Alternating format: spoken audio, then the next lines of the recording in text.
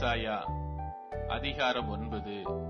ஆகிலும் அவர் செபுலோன் நாட்டையும் நப்தலி நாட்டையும் இடுக்கமாய் ஈனப்படுத்தின முந்தின காலத்தில் இருந்தது போல அது இருண்டிருப்பதில்லை.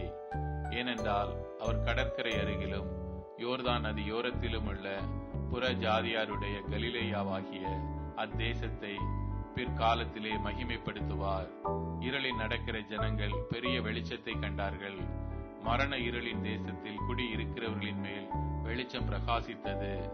அந்த ஜாதியை திரளாக்கி அதற்கு மகிழ்ச்சியை பெருக பண்ணினீர். அறுப்பில் மகிழ்கிறது போலவும் கொள்ளையை பங்கிட்டுக் கொள்ளுகையில் களி கூறுகிறது போலவும் உமக்கு முன்பாக மகிழுகிறார்கள். மீதியானீரின் நாளில் நடந்தது போல அவர்கள் சுமந்த நுகத்தடியையும் அவர்கள் தோளின் மேல் இருந்த மிலாற்றையும் அவர்கள் ஆலோட்டியின் கோலையும் முறித்து போட்டீர்.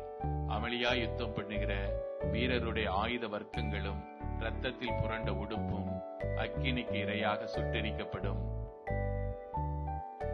நமக்கு ஒரு பாலகன் பிறந்தார், நமக்கு ஒரு குமாரன் கொடுக்கப்பட்டார். கர்த்தத்துவம் அவர் தோளின் மேல் இருக்கும்.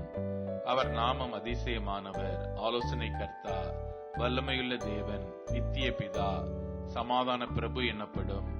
தாவீதின் சிங்காசனத்தையும் அவனுடைய ராஜ்யத்தையும் அவர் திடப்படுத்தி அதை இது முதற்கொண்டு என்றென்றைக்கும் நியாயத்திலும் நீதியினாலும் நிலைப்படுத்தும்படிக்கு அவருடைய கர்த்தத்துவத்தின் பெருக்கத்துக்கும் அதன் சமாதானத்துக்கும் முடிவில்லை.